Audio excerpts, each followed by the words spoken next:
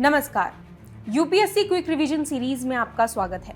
आज हम भौतिक भूगोल के एक रोमांचक और महत्वपूर्ण विषय ज्वालामुखी यानी वोल्केनो चर्चा करेंगे। ज्वालामुखी केवल लावा उगलने वाले पर्वत नहीं है, बल्कि यह एक पूरी प्रक्रिया है जिसके द्वारा पृथ्वी के भीतर का पिघला हुआ पदार्थ यानी मैग्मा, गैस और राख सतह पर आते हैं। यह प्रक्रिया पृथ्वी की सतह पर और उसके नीचे कई तरह की भू आकृतियों का निर्माण करती है। आज की हमारी विषय सूची इस प्रकार है।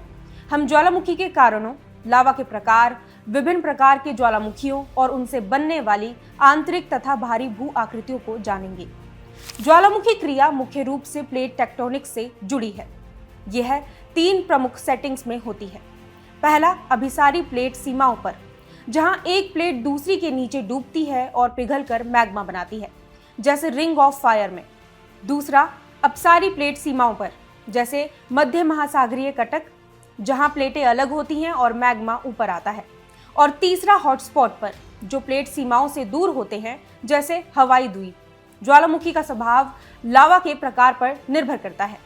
बेसाल्टिक लावा कम चिपचिपा और तरल होता है, जिससे शांत विस्फोट होता है। वहीं एसिडिक लावा अधिक गाढ़ा और चिपचिपा होता है, जो गैसों को फंसा लेता है और विस्फोटक विस्फोट का कारण बनता है। संरचना और विस्फोट की प्रकृति के आधार पर ज्वालामुखी कई प्रकार के होते हैं। शील्ड ज्वालामुखी बेसाल्टिक लावा से बनते हैं। इनका ढाल मंद होता है और ये चौड़े होते हैं, जैसे हवाई का मोना लोआ। मिश्रित ज्वालामुखी, जिन्हें स्ट्रेटो ज्वालामुखी भी कहते हैं, लावा और राख की परतों से बनते हैं। ये तीव्र ढाल वाले शंकु के आकार के होते हैं और इनमें विस्फोटक उद्गार होता है, जैसे जापान का माउंट फूजी। और काल्डेरा एक बहुत बड़ा गड्ढा होता है, जो एक विशाल विस्फोटक उद्गार के बाद ज्वालामुखी के ध्वस्त हो जाने से बनता है। जब लावा पृथ्वी की सतह पर आकर जमता है तो कई प्रकार की भू आकृतियां बनती है, जिन्हें बहिर्वेधी स्थलाकृतियां कहते हैं।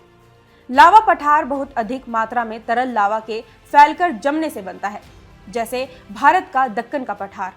सिंडर शंकु ज्वालामुखी के मुख से निकले चट्टानी टुकड़ों के जमा होने से बनते हैं। ज्वालामुखी के शिखर पर बने कटोरे जैसे गड्ढे को क्रेटर कहते हैं। और जब भूमिगत जल मैग्मा के संपर्क में आकर गर्म हो जाता है तो गीजर और गर्म झरने बनते हैं। जब मैग्मा सतह तक नहीं पहुंच पाता तो अंदर ही ठंडा होकर जम जाता है, तो अंतर्वेदी स्थलाकृतियां बनती हैं। ये हमें तब दिखाई देती हैं जब ऊपर की चट्टानें अपर्दन से हट जाती हैं। बैथोलिथ बहुत बड़े गुंबद के आकार की संरचनाएं हैं, जो कई पर्वतों का आधार होती हैं।